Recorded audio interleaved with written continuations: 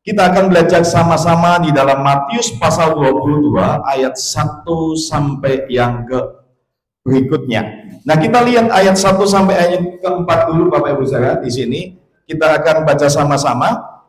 1, 2, 3. Lalu Yesus berbicara pula dalam perumpamaan kepada mereka, hal kerajaan surga seumpama seorang raja yang mengadakan perjamuan kawin untuk anaknya. Ia menyuruh hamba-hambanya memanggil orang-orang yang telah diundang ke perjamuan kawin itu. Tetapi orang-orang itu tidak mau datang. Ia menyuruh pula hamba-hamba lain, pesannya, katakanlah kepada orang yang diundang itu, sesungguhnya hidangan telah kusediakan, lembu-lembu jantan dan ternak piaraanku telah disembelih. Semuanya telah tersedia. Datanglah ke perjamuan kawin ini. Nah, Bapak Ibu, ada seorang raja itu mengadakan perjamuan kawin untuk anaknya, dan dia mengundang orang-orang yang telah diundang, yang telah dipilih, dan kita akan lihat apa maknanya di sini, Bapak Ibu Saudara. Kita akan lihat sama-sama maksudnya apa. Nah, kalau kita bisa melihat penafsiran yang ada, raja ini bicara tentang Allah Bapa. Raja ini bicara tentang Allah Bapa. Anak yang dipestakan itu adalah Yesus Kristus. Pesta pernikahan itu gambaran keselamatan, sukacita, hubungan antara Kristus dan jemaatnya. Dan para hamba itu adalah nabi-nabi, pemberita Injil, pendeta, hamba Tuhan, dan lain-lain. Dan di situ kita tahu bahwa waktu itu raja itu mengadakan perjamuan dan menyuruh para hamba-hambanya untuk mengundang orang-orang yang awalnya telah diundang. Dari sini kita tahu bahwa kalau kita tahu pesta itu bicara tentang gambaran keselamatan dan hubungan Kristus dengan jemaatnya, jadi kita ngerti bahwa tentang keselamatan di dalam kekristenan itu bukan usaha manusia untuk kita mencapai supaya kita selamat, tetapi keselamatan itu adalah usaha Tuhan untuk kita diselamatkan. Jadi yang punya inisiatif untuk keselamatan kita tidak masuk ke neraka adalah Tuhan, bukan kita, Bapak Ibu Saudara.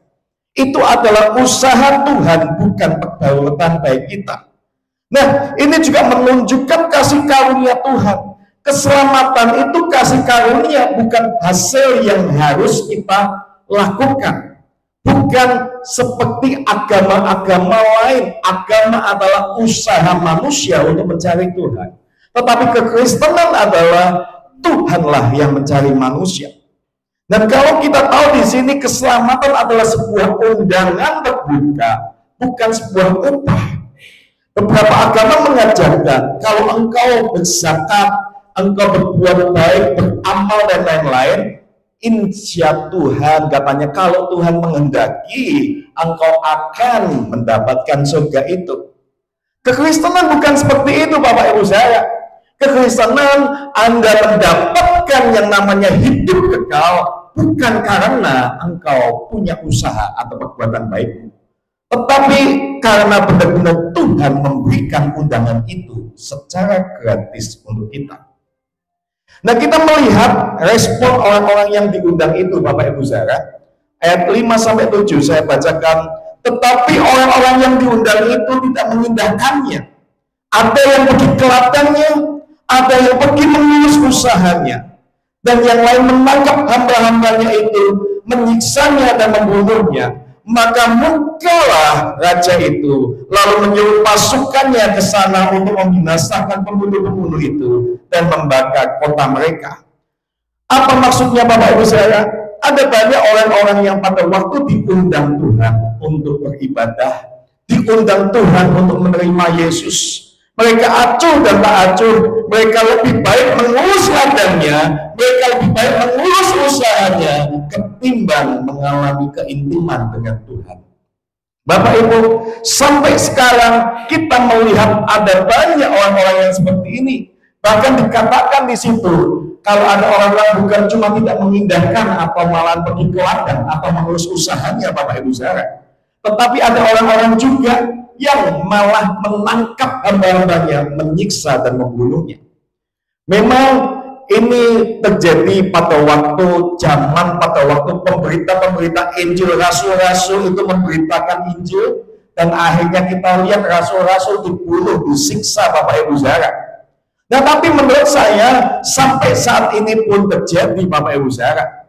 Bahkan kadang kalau kita tahu, kalau orang-orang yang mengatakan di sini tidak mau menerima undangan, lebih baik ladang mengurus usahanya. Berapa banyak kadang kita tidak mengutuskan hari Sabat, tapi kita lebih banyak mengurus usaha kita. Tidak ada salahnya Bapak Ibu Saudara mengurus usaha dan lain-lain.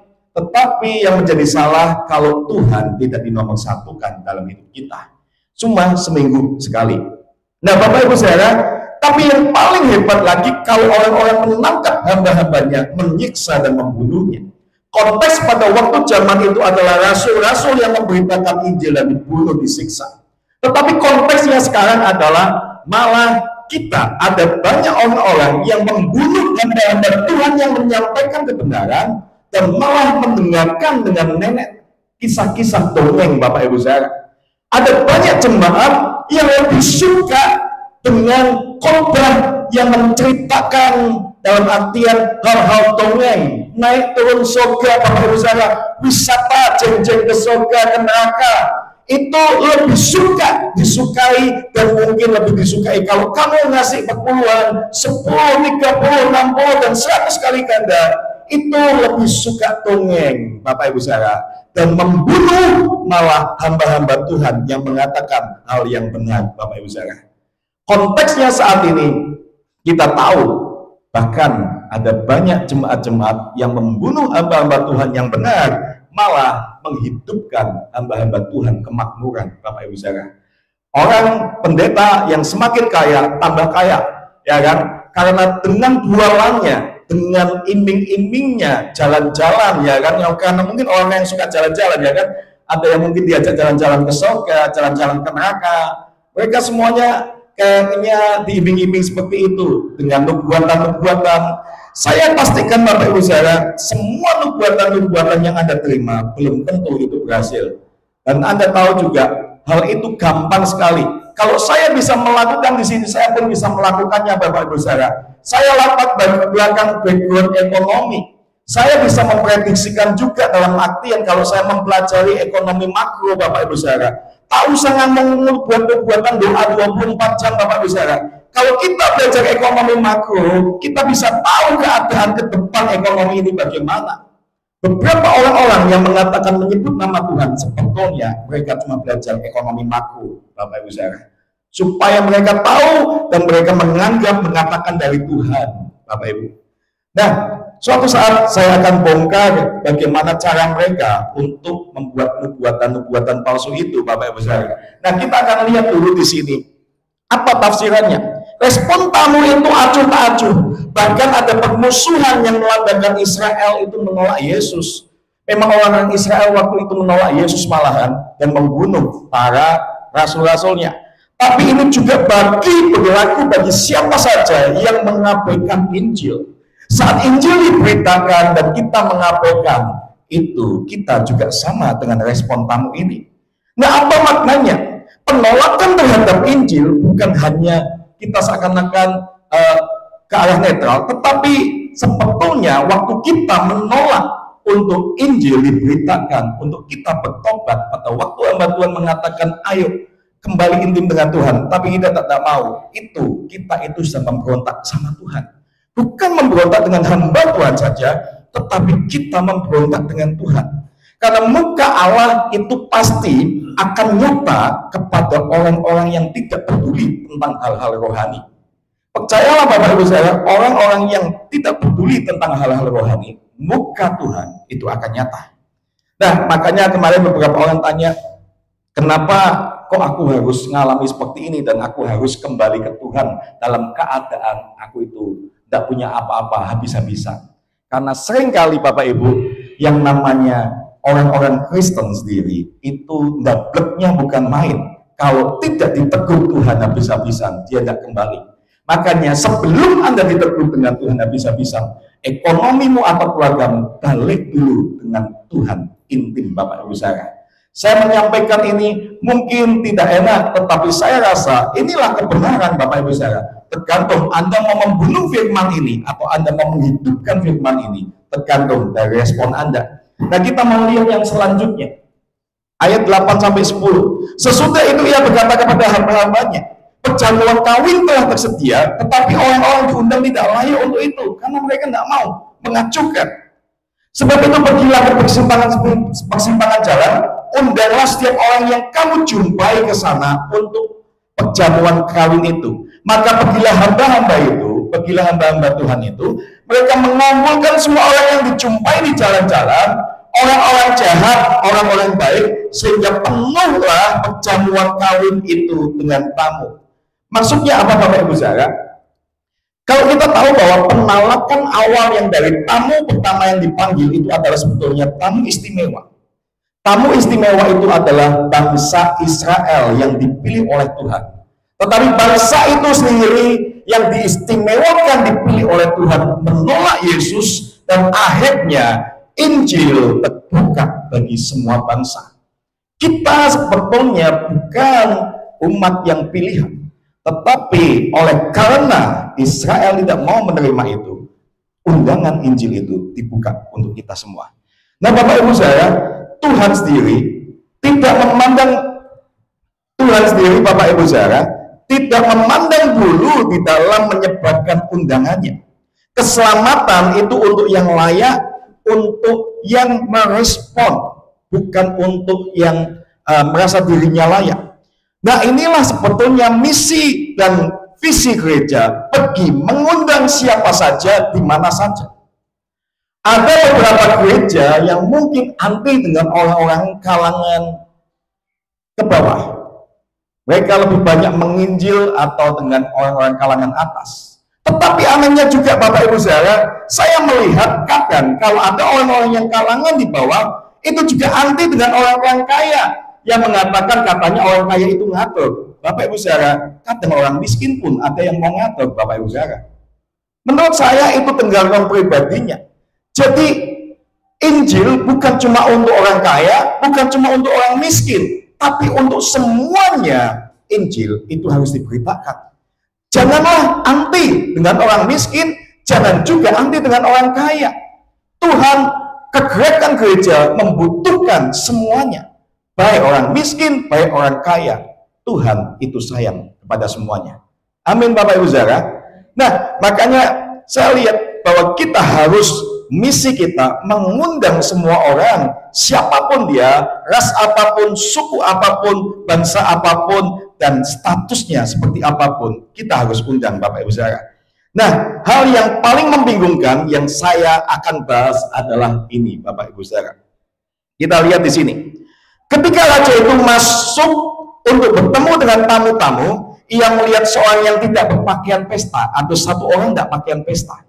Ia berkata kepadanya, hai saudara, bagaimana engkau masuk kemari dengan tidak mengenakan pakaian pesta? Tetapi orang itu diam. Ya, dikomplain, diam. Tapi kadang kalau jemaat dikasih tahu, malah membela diri. Ya, tapi kita akan lihat ya. Lalu kata orang raja itu kepada hamba-hambanya, ikatlah kaki dan tangannya, campakkanlah orang itu ke dalam kegelapan yang paling gelap. Di sanalah akan terdapat rapat dan ketak gigi, sebab banyak yang dipanggil tetapi sedikit yang dipilih. Bapak Ibu saudara, kita perhatikan di sini. Waktu raja itu bertemu dengan tamu-tamu, dia melihat orang yang tidak berpakaian pesta. Pertanyaannya, yang diundang ini, awalnya yang diundang kan orang yang pilihan. Itu sebetulnya yang sudah akan tahu, oh pesta nikahnya kapan. Tapi kok ternyata pada waktu hari itu tidak ada yang datang. Lalu akhirnya hamba-hambanya itu menyuruh untuk panggil aja yang di jalan-jalan situ. Coba kamu panggil di jalan-jalan situ.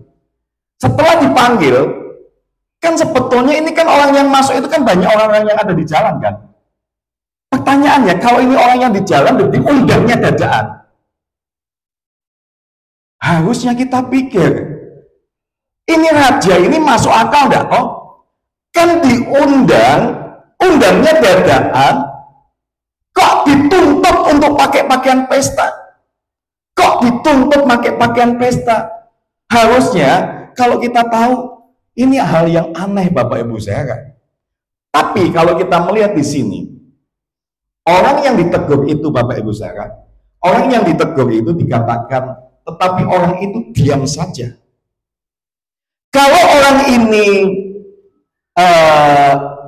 punya logika dan dia benar, pasti dia akan komplain. Loh, kan raja kan manggil aku kan dadaan. Manggil aku dadaan, kok aku dituntut untuk pakai pakaian pesta? Wah, dipanggil dadaan kok kayak gini? Ya aku pakai pakaian apa adanya toh. Tapi yang kita lihat, kenapa orang itu diam Bapak Ibu saudara? Kemungkinan besar karena memang orang itu salah. Yang benar raja ini benar, harus pakai pakaian pesta. Pertanyaannya mungkin di antara kita bertanya seperti ini, banyak. Bukankah orang-orang yang dipanggil dari jalan itu belum siap dengan pakaian pesta? Kenapa raja menuntut mengenakan pakaian pesta? Dari mana mereka dapat pakaian pestanya Bapak Ibu saudara? Orang yang berpikir logis kadang memikirkan aneh ini raja. Harusnya kan nggak bisa dong paksakan kayak gitu. Nah kalau kita tidak mempelajari budaya Yahudi, kita tidak mempelajari budaya Alkitab, kita akan salah tafsir. Bagaimana menjelaskan ini? Caranya begini Bapak Ibu saudara. Kalau kita tahu pesta raja zaman itu, pakaian pesta itu disediakan oleh tuan rumah. Jadi walaupun mereka diundang dadaan, di dalam budaya Yahudi kuno dan juga banyak kerajaan-kerajaan di Timur Tengah pada waktu itu, raja yang mengadakan pesta besar seringkali menyediakan pakaian bagi para tamu. Terutama ketika tamunya berasal dari kalangan miskin atau jalanan, seperti dalam perumpamaan ini. Jadi raja itu tidak sembarangan, tidak cuma mengundang, tapi dia siapkan pakaian pestanya, Bapak Ibu saudara. Jadi tidak adanya pakaian pesta bukan karena mereka tidak punya akses atau tidak mampu beli atau mungkin karena dadaan, tapi melainkan karena mereka menolak memakai pakaian pesta itu. Karena saya bisa mendapatkan ini dari mana? Beberapa catatan sejarah. Ya, misalnya dari Herodotus dan Josephus. Josephus itu seorang yang menulis sejarah Bapak Ibu saudara, menyebutkan para bangsawan itu pasti akan menyediakan jubah pesta bagi tamu-tamu mereka. Pakaian itu diberikan di pintu masuk atau ruang khusus sebelum mereka masuk ke aula pesta. Ini seringkali jarang untuk dijelaskan Bapak Ibu saudara. Jadi Bapak Ibu saudara, maksudnya apa? Maksudnya kayak gini, pakaian itu menunjukkan identitas. Kalau saya kemarin Bapak Ibu saudara memakai pakaian kolar, itu adalah menunjukkan bahwa saya itu pendeta. Kalau ada seorang memakai pakaian TNI atau Polri, berarti dia adalah seorang polisi. Seorang yang mungkin pakai pakaian putih dokter, berarti menunjukkan identitasnya adalah dokter. Nah, pakaian pesta itu adalah simbol identitas kebenaran dan kehidupan baru. Dalam konteks teologis, pakaian pesta adalah gambaran simbol bahwa kebenaran Kristus dipakai atas hidupnya, diberikan kepada mereka yang percaya dan bertobat. Jadi mereka yang percaya dan mau terima undangan itu yang bertobat, diberikan pakaian itu. Yesaya 61 ayat 10 dikatakan, aku bersuka cita di dalam Tuhan, sebab ia mengenakan pakaian keselamatan kepadaku. Tuhan mengenakan pakaian keselamatan dan menyelubungi aku dengan jubah kebenaran. Galatia 3 ayat 27, karena kamu semua yang dibaptis dalam Kristus telah mengenakan Kristus. Kalau kita sudah dibaptis terima Yesus, harusnya kita mengenakan jubah Yesus itu, Bapak Ibu saudara. Jadi secara rohani, pakaian pesta adalah kehidupan baru yang disediakan Tuhan melalui Yesus Kristus. Itu bukan hasil usaha kita, tetapi harus diterima dan dipakai dengan iman dan pertobatan. Jadi kalau ada orang mengatakan dia dibaptis, dia menjadi Kristen, tetapi tidak pakai pakaian itu, Tuhan akan usir. Dan Tuhan ngomong, aku tidak kenal kamu, kamu masuk neraka. Jadi kalau katanya ada orang Kristen dibaptis, tapi hidupnya masih emosian, hidupnya masih tidak bisa ngampuni, hidupnya masih tidak bisa mungkin menjaga kekudusan, itulah termasuk orang-orang yang kurang ajar. Dipanggil, disediakan pakaian, tidak mau pakai. Itulah kenapa alasannya raja ini marah. Jadi kadang secara logika mungkin nuduh ini raja tidak kena. Wong dipanggil dadaan, orang tahu tidak mampu kok suruh pakai pakaian pesta. Kita pahami dulu sejarahnya Bapak Ibu saudara. Selanjutnya, orang yang tidak berpakaian pesta itu adalah simbol orang yang masuk dalam kekristenan tapi tidak mau diubahkan. Orang itu menghadiri pesta, melambangkan kehadiran dalam komunitas Tuhan atau gereja, tetapi menolak perubahan hidup. Orang-orang yang seperti inilah orang-orang yang mungkin datang ke gereja tapi tidak mengalami perubahan hidup. Bapak Ibu, tidak ada gereja yang sempurna. Pasti kita semua akan mengalami gesekan satu sama lain. Disitulah pakaian itu dikenakan Bapak Ibu saudara. Bagaimana kita bisa ngomong mengasihi atau ngampuni kalau tidak ada orang yang nyakiti kita? Loh, kita bisa ngampuni kalau ada orang yang nyakiti kita. Kalau kita hidup di hutan belantara, gimana kita bisa aplikasikan pengampunan Bapak Ibu saudara?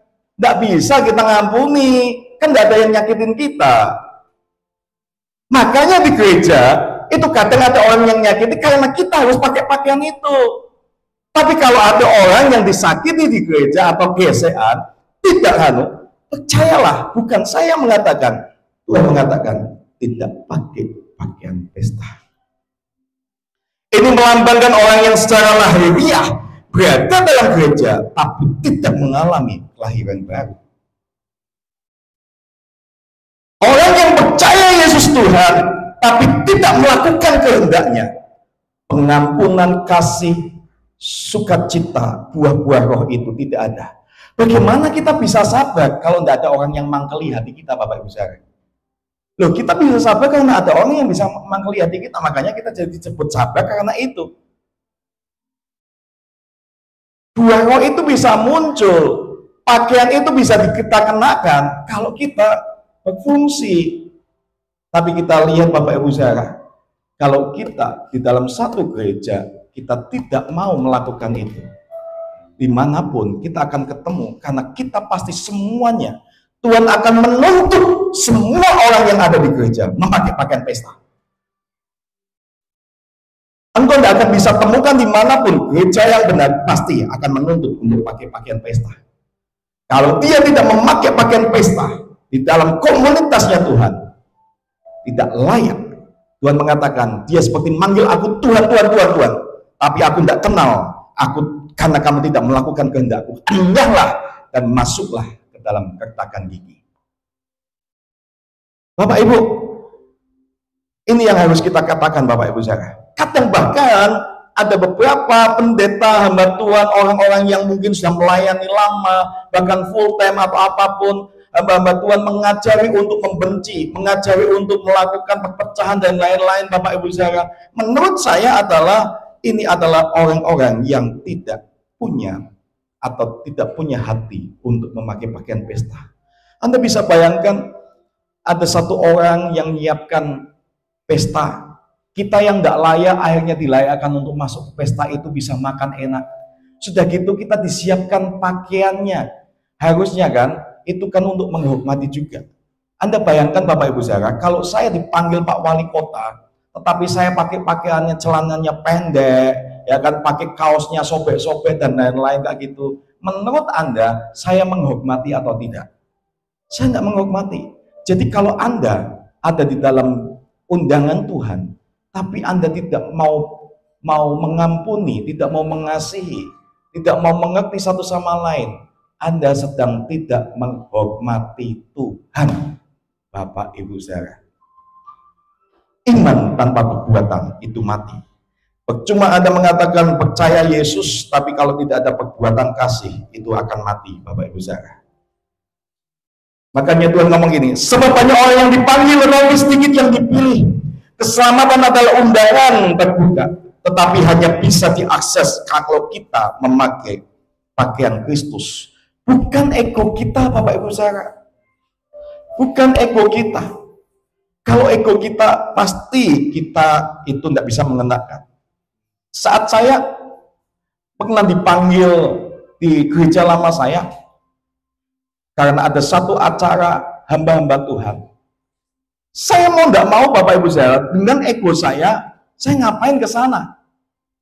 Tapi saya harus mengenakan pakaian-pakaian Kristus itu, Bapak Ibu Saudara. Saya tetap harus datang dan saya harus mengalahkan ego ini, mengenakan pakaian Kristus itu, Bapak Ibu Saudara. Bapak Ibu berada di gereja, tidak otomatis kita mengenakan pakaian pesta. Kita harus menerima kebenaran Kristus itu, bukan gantung pada moralitas kita. Kadang pandangan kita, kan aku yang benar. Enggak usahlah kayak gini, enggak usahlah kayak gitu. Tapi ayo, jangan gantung sama ego atau moral kita, tapi kebenaran firman Tuhan. Amin. Tuhan tidak menuntut apa yang tidak Ia sediakan. Ya, justru penolakan untuk memakai pakaian pesta adalah penolakan terhadap kasih karunia. Tuhan bukan Tuhan yang jahat, bukan raja yang jahat, yang menuntut orang itu pakai pakaian pesta, tapi Tuhan itu sudah sediakan. Kalau Anda mengatakan, tapi kalau aku di satu tempat ada orang yang menjengkelkan dan lain-lain, Bapak Ibu, saya mau tanya, Yesus itu kasih atau bukan?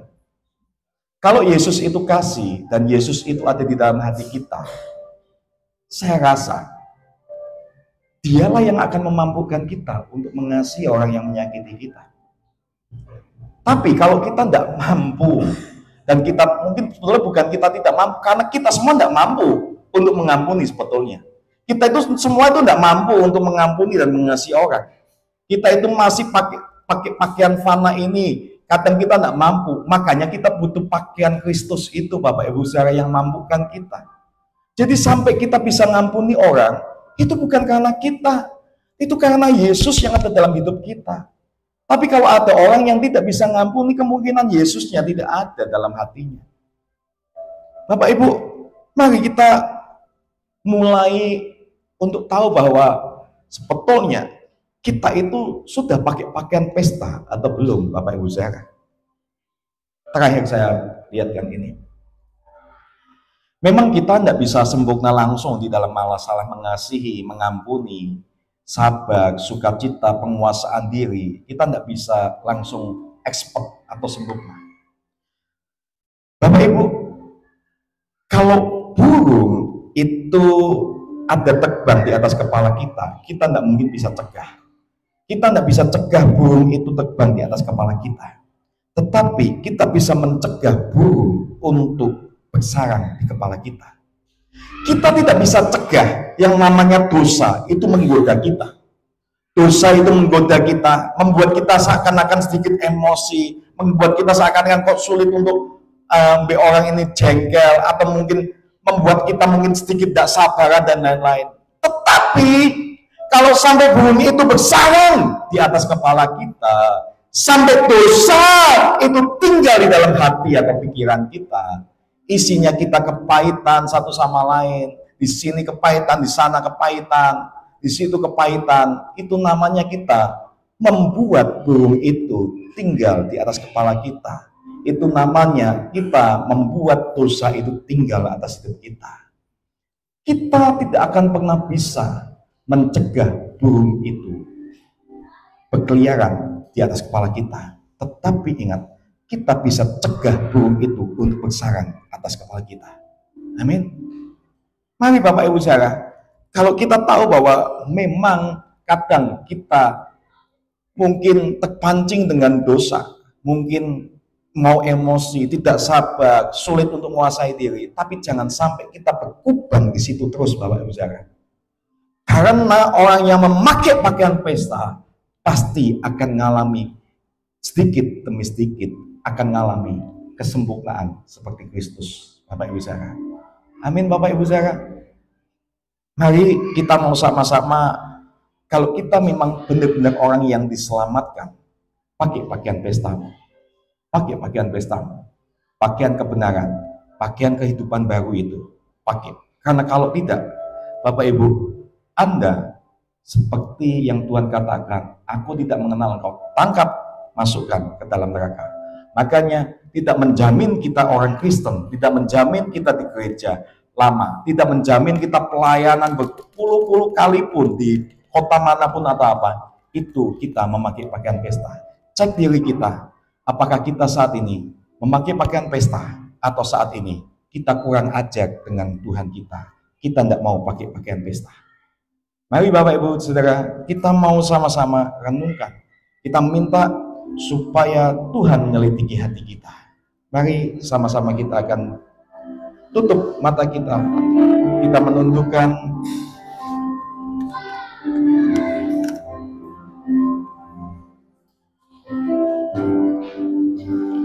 semuanya, tunduk, tidak ada yang fokus yang lain, tidak ada yang fokus dengan handphonenya. Hormati Tuhan, sungguh mengasihi